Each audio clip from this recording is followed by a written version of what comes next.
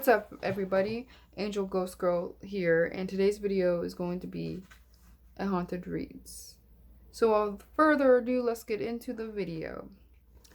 Right now we're on chapter 29. Right now we are reading I Am Haunted, Living the Life.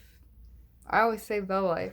Living Life Through the Dead by Zach Bagans. Oh, there it is.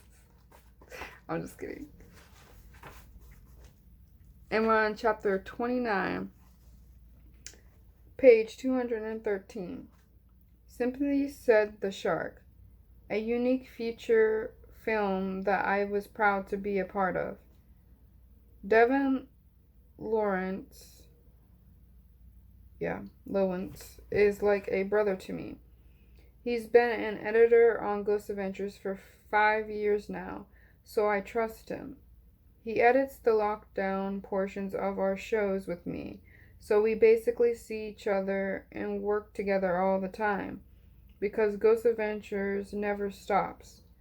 When we get home from a lockdown, Billy Tully spends 12 to 14 hours a day for 4 solid days watching all of our X-camera footage and listening to all of our audio and EVP sessions.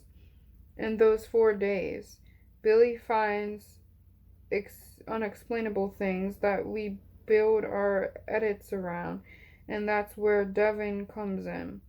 Devin comes to Vegas, and he and I get to work in the editing studio in my house.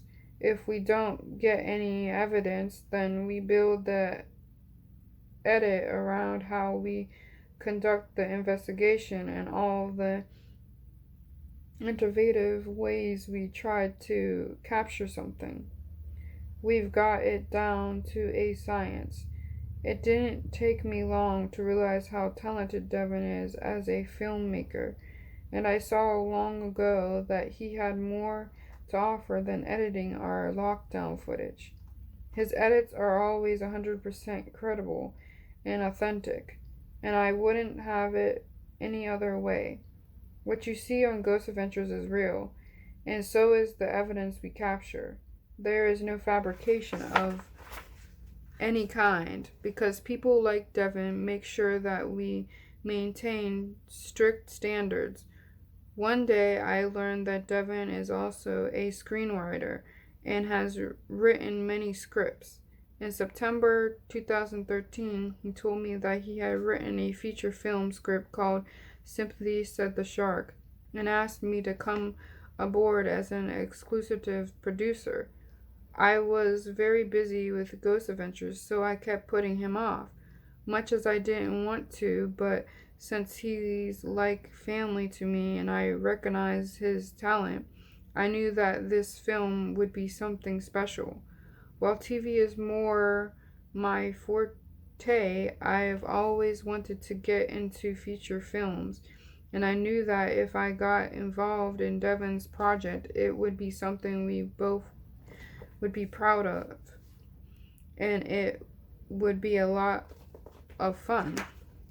I put down the majority investment, set up the production company, and did all the coordination to make his script a reality. But holy crap, was it an insane process. Screenplays involve a lot more work than I anticipated. Locations, sets, props, equipment, wardrobe, people, screenings, you name it. Devin had a director of photography picked out and had hired producers Casey Morris and Matt Morgan, so the project was actually in pre-production when I came on board. Thankfully, I went to LA and took on the task of casting with Devin, Cassie, and Matt. Casting was a lot of fun for me because I got to read from the script with the actors and help choose who would land each part. Believe it or not, we turned down Jim Belushi's son, Robert, and one of the stars of the TV show Dexter. These decisions led to some heated debates between Devin and me, but it all turned out for the best when we chose Dominic Bogart to play Church, Melinda Cohen to play Laura, and Lee Coco to play Justin. After going through the script, deciding on a visual look for the film, and talking with Devin about the innovative ways he planned to film the whole thing, it was really fun to cast those people for those roles. The type of film rig we used is the real breakthrough of this movie. It's a unique point of view camera rig designed by Kevin and the film's director of photography, Mark LaFleur. I don't really know. Yeah, we'll skip that. And it truly is the most innovative thing ever. It's a motorcycle helmet fitted with a camera rig and a sorry about that. Counterweighted system that looks like the shrinking gun from Honey, I Shrunk the Kids. I've never seen anything like it, and Devin and Mark made it from scratch. The goal of this system is to see everything through the eyes of the lead actors from a first person's point of view. I was there for the initial test runs, and I was amazed at the perspective it provides the viewer. The actors wore the camera rig fitted with a remote control follow focus, which meant that a cameraman could do the focusing back at Video Village, where all the monitors were set up, and the directors and producers could watch what was going on and adjust the cameras remotely. This method of filming was a huge challenge for everyone involved with the movie. It was a risk, and whether or not we could pull it off was anyone's guess. It had never been done before, especially on the small budget we had to work with. My name was involved with this film, as was Devin's, not to mention the money I had riding on it, so this rig had to deliver. It was the biggest wow factor of the photography, and it had to be good. The movie went from the initial concept to the script to casting within a year, and we were always in that mode. We are making this movie and we are bringing these pieces together. It was like a runaway train where it just always kept moving. We really hit high gear probably in October when I went to Zach, and as soon as he got excited about it and came on board, it just shot off. We went right into casting and we started filming at the end of December. That's from Devin's words, I guess. The helmet weighed 15 pounds, and there were days when the actors would wear it for 8 to 10 hours a day. I can say from experience that being on camera is a demanding job, but actually wearing the camera is something else entirely. Some of the scenes were up to 5 minutes long, so they not only had to act out these long scenes, but wear a 15-pound helmet the entire time. Melinda even got injured once when a piece of the camera almost gouged her eye out, which was a scary moment. As we were making the film, we were renting a house in Northern LA and had a lot of issues with the homeowner. We took over his house for 3 weeks, filming all day and all night, and the whole time the hot and cold owner was picking fights with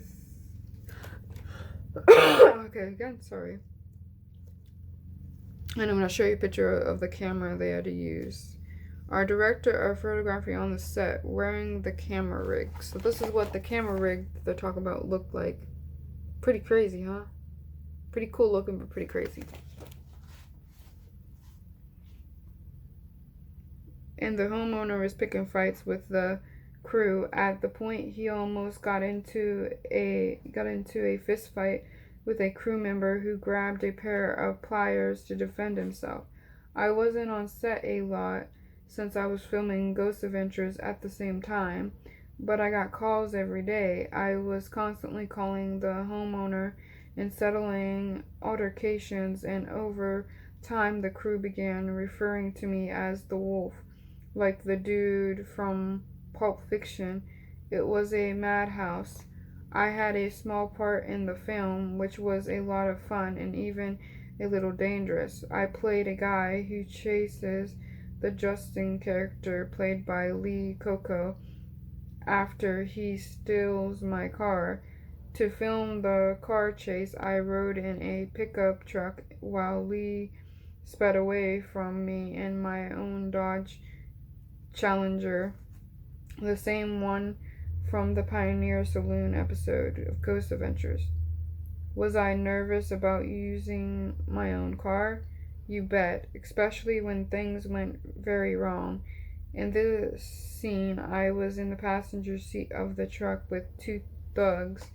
We filmed it on a remote road north of LA in Santa Clara. Yep, ignore that.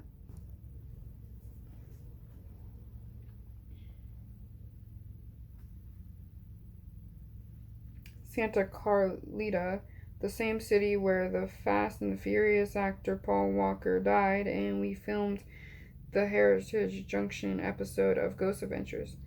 We started filming early in the morning, and Devin was sick as a dog.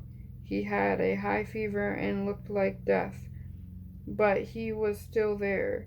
He's a true professional. The scene involved me hanging out the window and yelling at this guy that I was going to kick his, butt. Not saying that on here. 6 takes went fine, but the 7th one didn't. Since we weren't big time enough to stop traffic during filming, there were cars on the road that day. Matt Morgraz was driving the truck, and we were following the Challenger and swerving on a one-way road. Matt cut the wheel and hard left, and my door suddenly flew open at 45 miles an hour. I reached out and grabbed the window frame just in time to keep myself from splattering all over the road. I remember looking down and seeing the road whizzing by and thinking, this can't be my time. Obviously it wasn't, but when it was over and we stopped, I was shaken up. It was really close call, and I had to take time to calm down afterwards. I should take this opportunity to make an apology.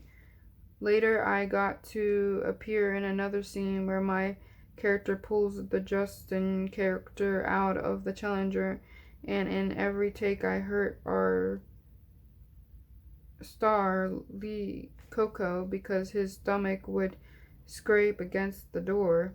Sorry, bro, he says. On the set of Sympathy, said the shark, you see the pickup truck I nearly fell out of. So, this is Zach. You can kind of see the truck right there.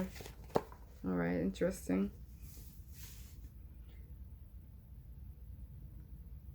So we're going to go ahead and we're going to try to read the next page, because that had nothing to do with ghosts, but let's get into it. So this is page 219, chapter 30, Behind the Camera. So you want to be a documentary filmmaker. I've made 2 features-length documentary films. The original Ghost Adventures, released in 2004, won the Grand Jury Prize for Best Documentary at the New York International Independent Film and Video Festival, and was nominated for Best Feature Film at the Erie Horror Film Festival. I was young and inexperienced in the filmmaking when I made it. Like any artist, I've gotten better with time and experience making that documentary. And all hundreds something questions of the show that we've done since sculpted my mind and trained me to become a better filmmaker. My next feature documentary, The Demon House, which will be released in 2015, is amazing. Being a documentary filmmaker is kind of like being an entertainer, like a singer or an actor. A lot of people want to be world famous entertainers, but only a few have the magic something that helps them achieve it. They have a special presence in front of the camera or an incredible sound on the microphone. They can give themselves completely to the performance and take the story or song to a whole new level.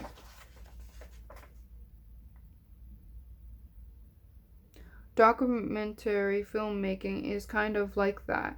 A good filmmaker can open up a story that people think they know the end to and add something meaningful to it.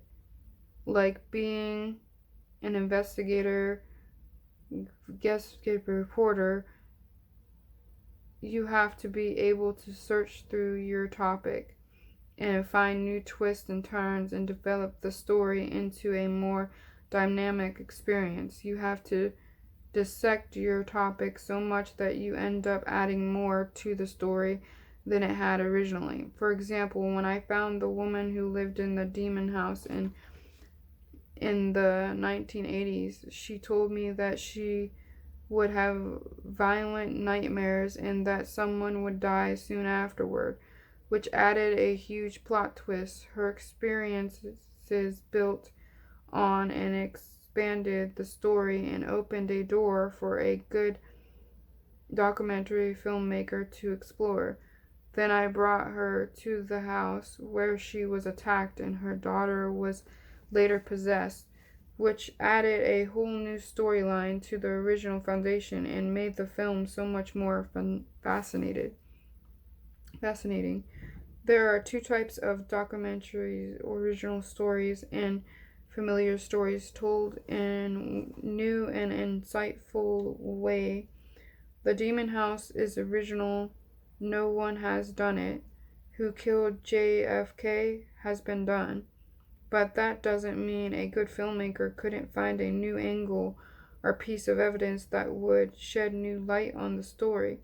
To be a successful filmmaker, you have to be good at many different things. You have to be a great interviewer, producer, and director. And if you're lacking in any of those areas, the whole project will crumble. The ability to glue all pieces together and make a following story that grabs the audience's attention and doesn't let go is absolutely critical. You have to be able to take what you've found in your investigations and develop it into something more. Take an interview or a piece of research and dig deeper so that when all the puzzle pieces are brought together, they make your story unforgettable. That's where you succeed or fail. You either have that ability or you don't. And if you don't, no one will watch the film, and all your work will be for nothing. A make it or break it aspect of documentary filmmaking is finding your own creative version for the picture and figuring out how you're going to set the mood for presenting it. For me, setting a tone with a certain look brings the story to life. The Demon House is uncomfortable and uninviting on purpose because the topic is demons, which are cold, dirty, dark, and evil. I wanted the auto-perceptic shots to reflect that cold nature, to give the film an icy look. I used a lot of blues and grays and wintry environmental details like snow and icicles. I wanted industrial coal factories, abandoned buildings, and dead crops to enhance the sense of decay. The geographic shots are insulated, abandoned, and cold, with few people in them, so the film has a spot apocalyptic feel to it. When you're cold and alone, you're quiet and huddled up and hiding from the air itself. I think that mood is perfect for this film. When I shoot the landscape, I use visual metaphors to enhance my storytelling. I find objects that speak to the mood or emotions I'm trying to evoke in the audience. A dead possum on the side of the road, or a run-down playground overrun with weeds or covered in ice. Those visual metaphors mean something. The possum means death. The playground says poverty. These images work perfectly in the demon house. I've always been a visual person. I never learned from reading. I learned by seeing or doing things. When I interview people, I can see their words and envision that there's what they're saying. That makes it easier to put their words into images or create reenactments of key evidence. When we put together an episode of Ghost Adventures, we always include interviews and stories because I think the audience learns better that way. Instead of talking to someone, you show them pictures and they remember them. That's the way my mind works, and I try to carry it over into my TV shows and films. The one thing I truly love about documentary filmmaking is that there is no script. Movies are great, but I could never be a feature film director. A feature film is a play that follows a script with set rules and no freedom. Maybe that says something about me. Maybe I don't like boundaries and I thrive in an environment where I can make things up as I go. I like guerrilla reporting, but being out in the field and not knowing what's going to happen that day. I like the rush of doing an interview and seeing it open a new door. I like being in a small car with a familiar crew driving toward the unknown, with our cameras ready to roll. As a documentary filmmaker, you have to be the force that makes things happen. You have to dare yourself to push the limits of the story to create something incredible. You have to see how far you can push your investigation. A good documentary filmmaker knows no boundaries.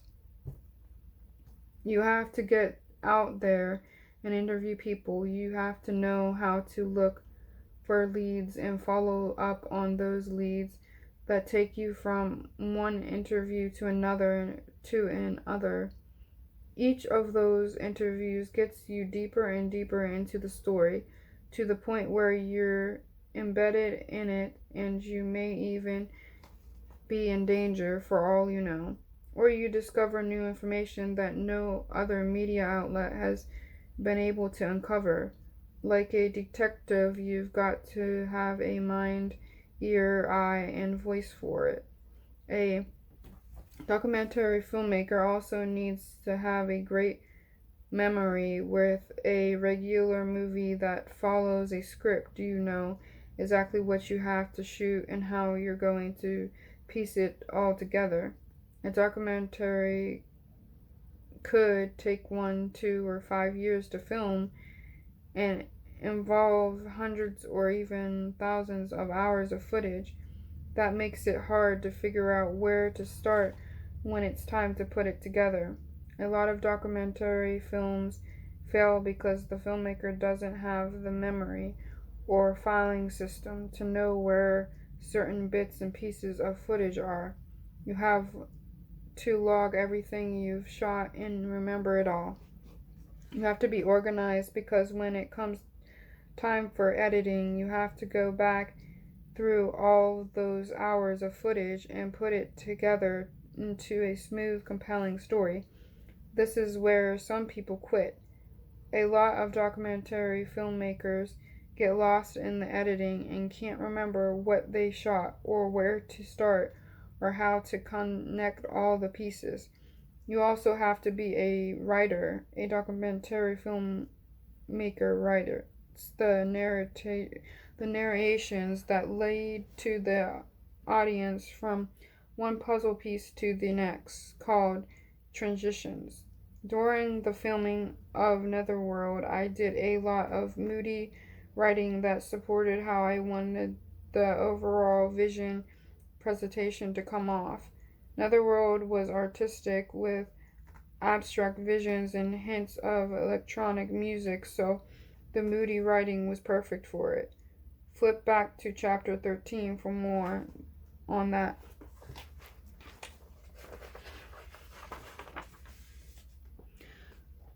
A great documentary filmmaker has to put together a great crew and be a great leader for that crew. You have to know what you want from them, be strict and organized, and know how to bring out their best. And speaking of people, you can't let anything or anyone affect your creativity or color your vision for the film. A strong filmmaker doesn't compromise his standards or let other people run the show. A weak person may not be able to handle a certain shoot or a particular person, so he ends up being more in it on the production itself. This is not more lenient, is what I should have said. This is not and never will be me or the people I work with. I make sure to bring in only the most professional and dedicated people who understand my vision for a project, which has been a big part of my success. You have to make sure that everything you shoot, every interview, every piece of B-roll footage follows your direction and is in line with your creative vision. You can't let anyone mess with that. A documentary is a hunt to find the end of your story. It's a mission, and you can never let go of it or give up on it. If you do, you can give away your title as a documentary filmmaker. You've lost your dignity and let yourself down.